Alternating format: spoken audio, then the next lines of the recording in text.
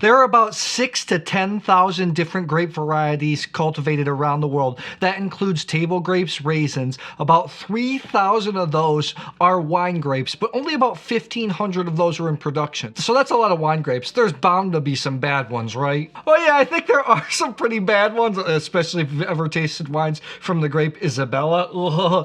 But I think most of the time it's bad reputation. It's not necessarily bad wine grapes. For as long as wine has been in commercial production, it is market driven. There were a lot of wine grapes in the past that were prized for their high yields, so you can produce a lot of quantity of wine, not necessarily high quality stuff. Grapes like Carignan in the past were prized for this. However, you see countries, regions around the world starting to realize what they have and saying, hey, all those old grapes that we had in the backyard, maybe we could make high quality wine out of them. In general, yields need to be restricted, so sugars need to concentrate into the grapes. That's going to create better wine. One of the few exceptions is Riesling that can produce high quality wine even at larger yields. But generally, you want concentrated grapes. That's going to equal better wine. I think that's what's really exciting about the wine world for the last couple years, this focus on unique and indigenous grape varieties. You look at Italy, where it seems like a new grape is being vinified every single week. Portugal, where there are tons of indigenous varieties. And Central and Eastern Europe, where I spend a lot of time. The reason I wanted to do this video is I just got back from a competition dedicated to a single variety in Central and Eastern Europe that goes by a myriad of names. Internationally, the grape is known as Welsh Riesling, which is weird because it's not Welsh. Welsh just means in German outsider or foreign, and it's not a Riesling at all. In the Bible, when it comes to wine grapes, Jancis Robinson chose to use the word Graševina. That's the Croatian name. That's the country with the largest amount of plantings, about 8,000 hectares. In the book, it's believed that there's ample evidence to say it is a Croatian variety. However, new research is coming out suggesting that it might be Italian, where it's called Riesling Italico, grown all over that region, the old Austro-Hungarian Empire. So in Slovenia, you know it as Laški Riesling. In Hungary, you know it as Olas Riesling. Serbia, it goes by Grašac. And then the Czech Republic and Slovakia, it goes by Riesling Vlaški. We were at a conference doing some master classes, and one of my friends who's a British wine writer, really hilarious sense of humor, he looked at me, he's like, let's just call it Graševina and get it over with. Regardless, this grape does not have the best reputation. Even in Wine Searcher, which is a trusted source of information, says this about Welsh Riesling. It is mostly notorious for its neutrality, as it makes largely light, uninteresting white wines with high acidity. In the past, it was rigorous, could make high yields, still could maintain its acidity. You could produce cheap jug wine out of it. A lot of times it was used to make spritzers, where you mix the wine with sparkling water. That's a common drink in Central and Eastern Europe, and hey, even as a wine lover, I'm not against that drink at all. I think it's absolutely delicious. The only place where the grape has a higher reputation is Austria, where it's used to make Boren and Truck and Boren Auslese. These real sweet wines, its neutrality is actually favored, so you can age the wines. The acidity is great, and some of the sweet wines are absolutely marvelous. However, for the last 7-8 years, I've been traveling, tasting through the region, and I've had some excellent examples. Producers have a lot of it, so what are they trying to do? They're trying to make better and better wines.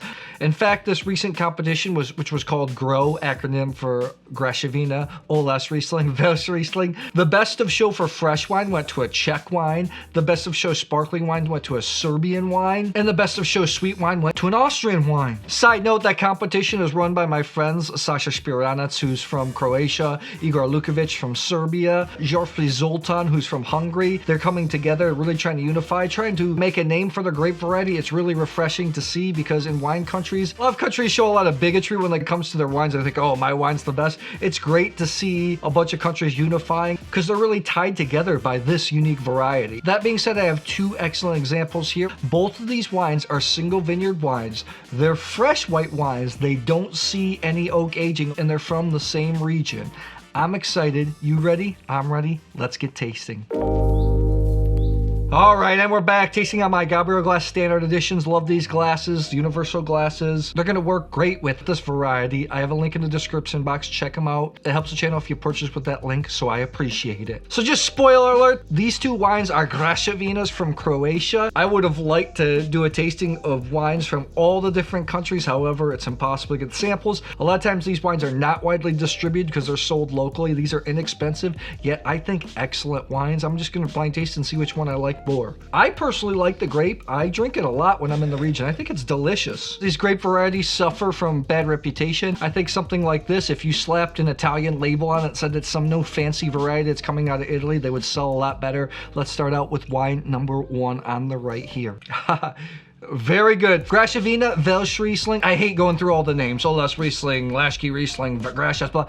It's not super aromatic like Riesling, but when done well, it has nice aromas like this one. Tons of green apple, pear, a little bit of grass, but not too Sauvignon Blanc-y type of grass. That's kind of like this almond note. The Olas Rieslings I've had out of Hungary are actually have a lot of almond notes. Some of the most impressive dry versions of this grape are Hungarian that I've had in terms of barrel fermented, but they tend to be more minerally, more slaty, not as generous. The ones in Croatia tend to be a little fruitier, a little more easier to drink. This really smells nice. Fans of Sauvignon Blanc are gonna like this, but it's not too aromatic, which is I really like. It's got the grassy notes, got the mineral note, the slatiness. Just smells really good. Medium weighted, it's not too big. Graševina done really well. Has acidity, juiciness, but it's not too sharp for a lot of people, which I think is really enjoyable.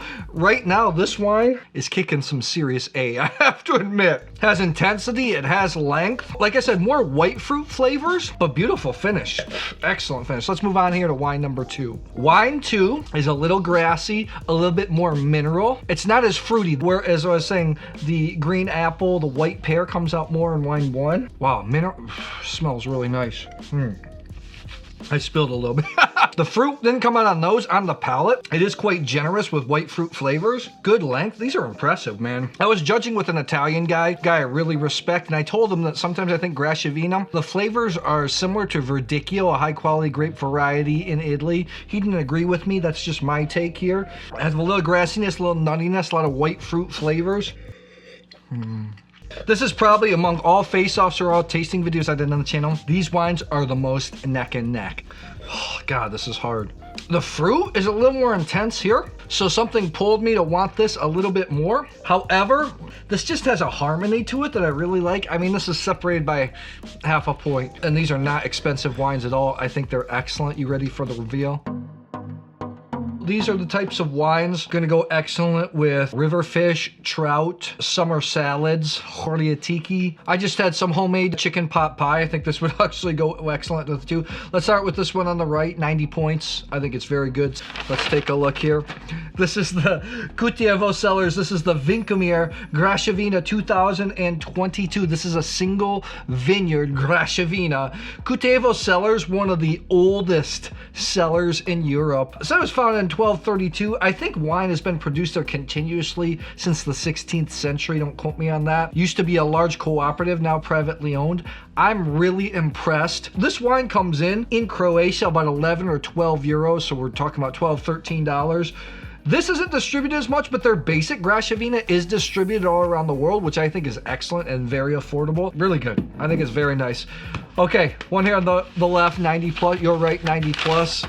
This is the Krauthaker Mitrovac Graševina 2022. This also in Croatia is about the same price, so 12, 13 bucks. Vlado Krauthaker used to be the winemaker at Kutjevo Cellars when this was a cooperative. When the country started to privatize, he started with 1 hectare, and now he has, I think he's making wines from 80 hectares, makes some brilliant wines. I think this is one of his best wines.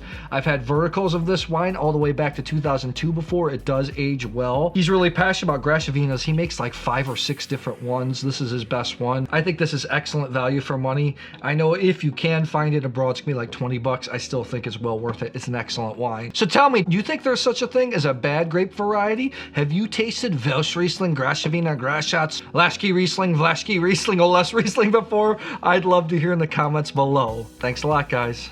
I'll see you soon.